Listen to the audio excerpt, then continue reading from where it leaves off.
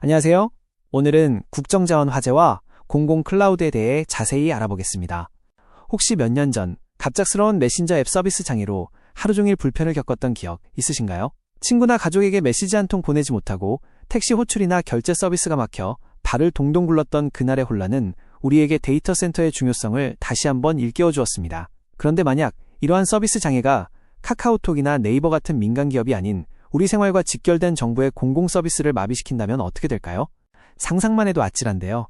안타깝게도 이런 우려는 현실이 되기도 했습니다. 국가의 중요한 데이터를 관리하는 국가정보자원관리원에서도 화재 사고가 발생하여 정부의 여러 웹사이트와 행정 시스템이 멈추는 일이 있었습니다. 119 영상 신고나 재난안전 포털 같은 국민의 안전과 직결된 서비스까지 장애를 겪었죠. 이처럼 데이터 센터의 화재나 사고는 단순히 인터넷이 안 되는 수준을 넘어 우리의 일상과 안전을 위협하는 심각한 문제로 이어질 수 있습니다. 데이터 센터는 수많은 서버와 저장 장치가 빽빽하게 모여 24시간 내내 작동하는 말 그대로 데이터의 집입니다. 그렇다 보니 열이 많이 발생하고 전력 소모도 엄청나죠. 이런 환경은 작은 문제 하나가 대형 화재로 이어질 수 있는 위험을 항상 안고 있습니다.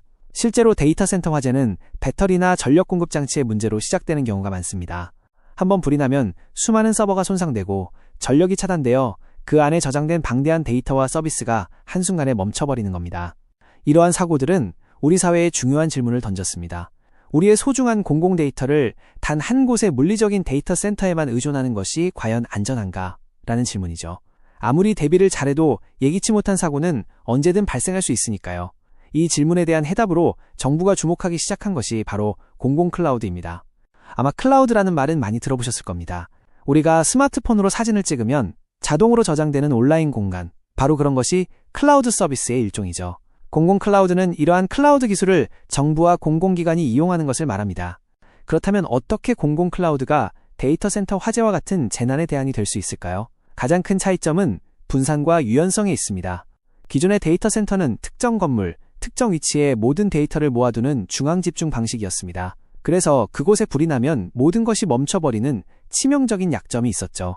하지만 클라우드는 다릅니다. 클라우드 서비스는 데이터를 한 곳이 아닌 지리적으로 멀리 떨어진 여러 데이터 센터에 분산하여 저장하고 관리합니다. 만약 한 데이터 센터에 화재나 지진 같은 재난이 발생하더라도 다른 지역에 있는 데이터 센터가 즉시 그 역할을 이어받아 서비스가 중단 없이 계속될 수 있도록 하는 것이죠.